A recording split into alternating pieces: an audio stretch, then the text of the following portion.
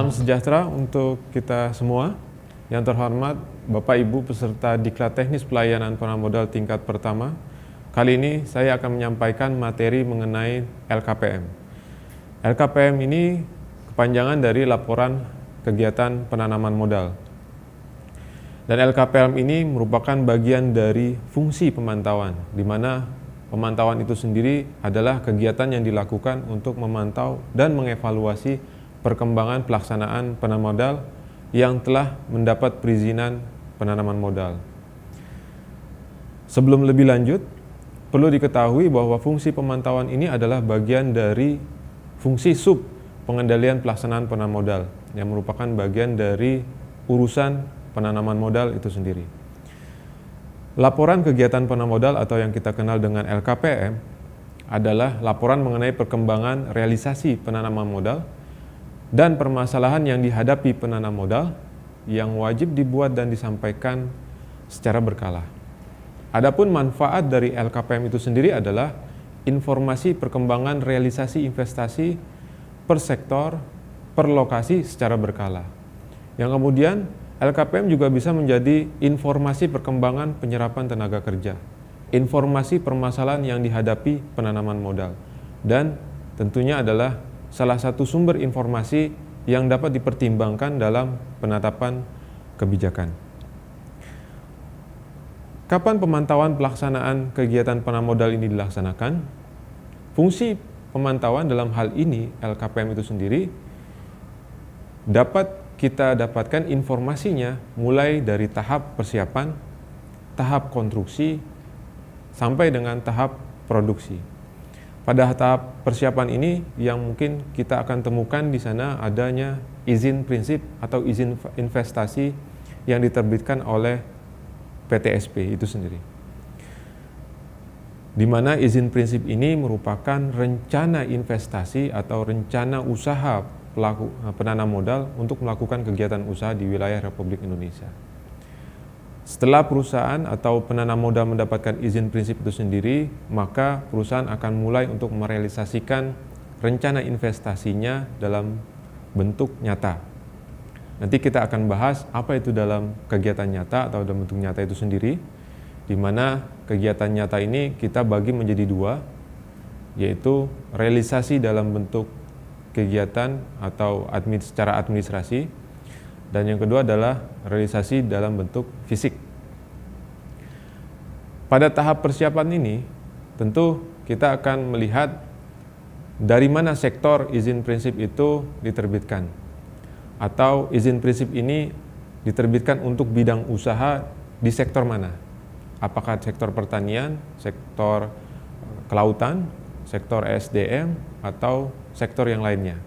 Dan kemudian tentu dalam tahap persiapan sampai dengan tahap konstruksi, terdapat beberapa perizinan dan non-perizinan yang tentunya harus dilalui atau dipenuhi oleh penanaman modal, di mana bisa berupa izin lokasi, izin mendirikan bangunan, ataupun ada rencana penggunaan tenaga kerja asing, kemudian ada juga bisa berupa izin lingkungan, dan izin-izin lainnya yang merupakan bagian dari realisasi administrasi.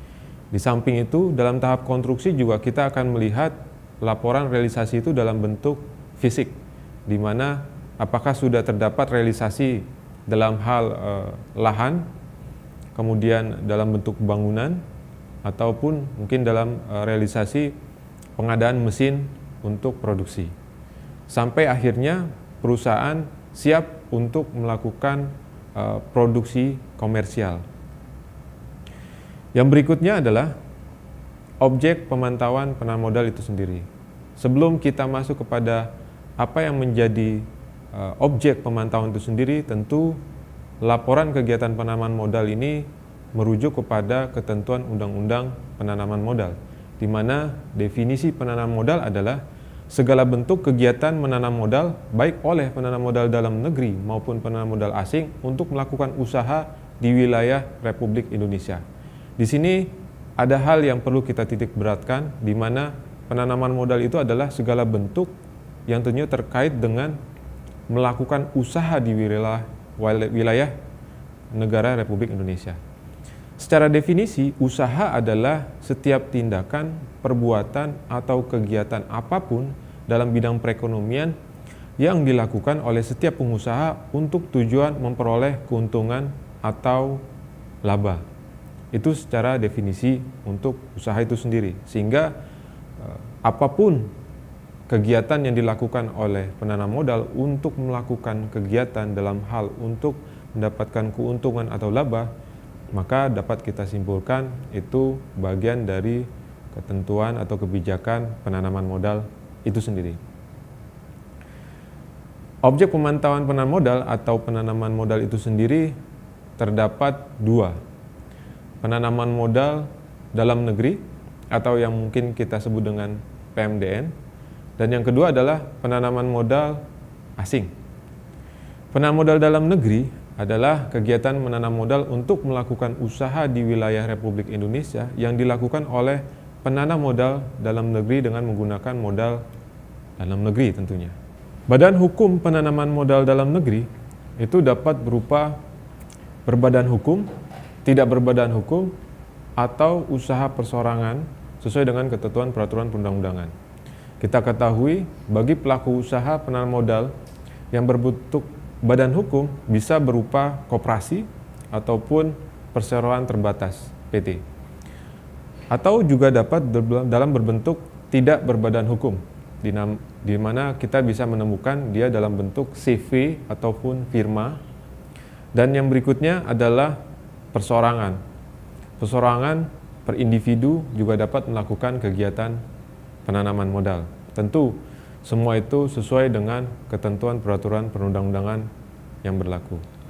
Yang berikutnya adalah penanaman modal asing, di mana secara definisi penanaman modal asing adalah kegiatan menanam modal untuk melakukan usaha di wilayah Republik Indonesia yang dilakukan oleh penanam modal asing, baik yang menggunakan modal asing sepenuhnya maupun yang berpatungan dengan penanaman modal dalam negeri. Di sini secara definisi sepenuhnya adalah di mana pemegang sahamnya sepenuhnya 100% dimiliki oleh pemegang saham asing. Dan yang berikutnya, apabila berpatungan maka sebagian sahamnya dimiliki asing dan sebagiannya sahamnya dimiliki oleh penanam modal dalam negeri. Khusus untuk penanam modal asing, badan hukumnya wajib berbentuk perseroan terbatas berdasarkan hukum di Indonesia dan harus berkedudukan di dalam wilayah Republik Indonesia. Demikian adalah objek pemantauan penanaman modal, di mana terdapat dua. Yang pertama adalah PMA, PMDN. Berikutnya adalah kewajiban penyampaian laporan. Berdasarkan kewajiban sebagaimana diatur ditetapkan dalam Undang-Undang 25 tahun 2007 mengenai penanaman modal, penyampaian atau membuat laporan tentang kegiatan penanaman modal dan menyampaikannya kepada BKPM adalah salah satu kewajiban yang harus dipenuhi oleh penanaman modal, di mana kewajiban penyampaian laporan tentang kegiatan penanaman modal ini diatur secara teknis dalam Peraturan Kepala BKPM nomor 17 tahun 2015, di mana penanam modal baik PMA maupun PMB harus membuat dan menyampaikan LKPM secara berkala. Secara berkala dalam hal ini kita akan melihat lebih jauh mengenai periode pelaporan. Penyampaian pelaporan terdapat dua hal yang berbeda bagi penanam modal yang sudah siap melakukan kegiatan usaha, dalam hal ini sudah memiliki izin usaha untuk beroperasi komersial, produksi ataupun operasi komersial. Dan yang sebelumnya adalah yang belum memiliki izin usaha, yaitu masih dalam tahap pembangunan, dalam hal ini masih dalam tahap konstruksi, penyampaiannya juga berbeda. Yang masih dalam tahap konstruksi, tahap penyampaian laporan LKPM itu disampaikan per triwulan sekali. Dan yang telah produksi operasi komersial, penyampaian LKPM disampaikannya per semester. Bagi yang masih dalam tahap pembangunan atau belum memiliki izin usaha, maka perusahaan menyampaikannya pada triwulan pertama, yaitu jatuh pada tanggal 1 sampai paling lambat tanggal 10 bulan April, di mana laporan triwulan 1 ini merupakan cerminan dari realisasi investasi yang terjadi dari bulan Januari sampai dengan bulan Maret. Begitu juga berikutnya triwulan 2 disampaikan pada bulan Juli pada tanggal 1, paling lambat tanggal 10 bulan Juli, yaitu laporan yang mencerminkan realisasi investasi dari bulan Mei sampai dengan bulan Juli. Yang berikutnya, triwulan 3 adalah realisasi yang merupakan cerminan dari realisasi pada bulan Juli sampai dengan bulan September. Itu disampaikan bulan Oktober pada tanggal 1 dan paling lambat sampai dengan tanggal 10 bulan Oktober. Dan yang triwulan 4 adalah cerminan dari realisasi investasi yang disampaikan bulan Januari tanggal 1 sampai paling lambat tanggal 10 bulan Januari yang mencerminkan realisasi bulan November sampai dengan bulan Desember. Sedangkan yang pada tahap produksi atau operasi komersial di mana perusahaan sudah memiliki izin usaha, maka kewajiban pelaporannya adalah per semester, di mana realisasi investasinya mencerminkan dari realisasi dari bulan Januari sampai bulan Juni yang disampaikan pada bulan Juli, yaitu tanggal 1 dan paling lambat tanggal 10 bulan Juli.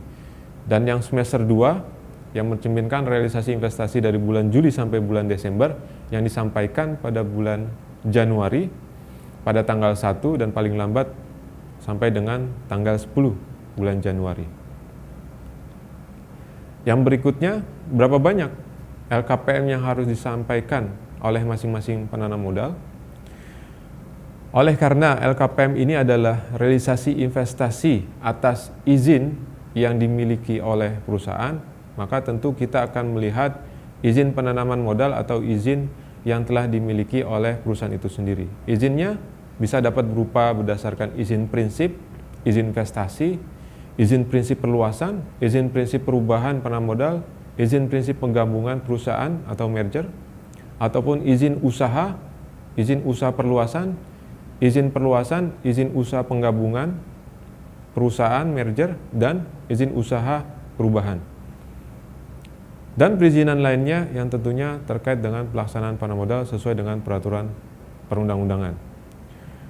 Sehingga sebagai contoh mungkin apabila ada satu izin prinsip, terdapat 2 lokasi di dalamnya, di mana lokasi A dan lokasi B, di dalam izin prinsip tersebut dirinci nilai investasinya, maka laporannya pun harus masing-masing lokasi. Berikut juga apabila per masing-masing lokasi memiliki bidang usaha, seperti contoh perkebunan dan industri, maka per masing-masing perkebunan dan industri pun harus ada LKPM masing-masing. Berikut adalah realisasi nyata. Sebagaimana telah saya sampaikan sebelumnya, realisasinya dalam bentuk nyata ini memiliki 2 kriteria. Yang pertama adalah realisasi administrasi, dan yang kedua adalah realisasi secara fisik. Realisasi secara administrasi dapat berupa telah memilikinya akte pendirian perusahaan dan pengesahannya, dapat berupa NPWP, dapat berupa izin lokasi, perizinan sewa lahan, gedung, ataupun surat persetujuan fasilitas biaya masuk atas impor barang modal, ataupun mungkin telah memiliki angka pengenal importir, produsen, ataupun angka pengenal importir umum bagi perdagangan, atau juga dapat berupa izin mendirikan bangunan atau izin HO atau undang-undang gangguan itu sendiri. Itu ruang lingkup atau cangkupan yang termasuk dalam realisasi administrasi. Yang berikutnya realisasi fisik, tentu kita akan melihat secara kasat mata di lapangan bahwa sudah terdapat pengadaan lahan atau tempat usaha, atau juga dapat berupa pembangunan atau sewa gedung pabrik atau ruang kantor atau tempat usaha lainnya. Atau yang ketiga adalah realisasi mesin atau pembelian mesin baik dari luar negeri maupun dari dalam negeri. Itu yang masuk dalam realisasi fisik. Maka apabila kita ingin mengetahui apakah perusahaan telah merealisasikan secara bentuk nyata, maka apabila perusahaan sudah memiliki akte pendirian pun, maka kita sudah anggap bahwa perusahaan sudah merealisasikan dalam bentuk nyata. Namun baru dalam hal realisasi administrasi. Yang berikutnya, setelah perusahaan telah menyampaikan laporan secara periodik, apakah itu secara triwulan bagi perusahaan yang masih dalam konstruksi, ataupun semester bagi perusahaan yang telah produksi komersial atau telah memiliki izin usaha, maka tindak lanjut yang harus dilakukan oleh pemerintah dalam hal ini adalah aparatur yang bekerja dalam perangkat daerah yang menangani urusan penanaman modal perlu untuk melakukan kompilasi data realisasi penanaman modal secara periodik. Tentu data yang telah dikompilasikan ini akan disampaikan kepada publik dan secara nasional dapat diketahui.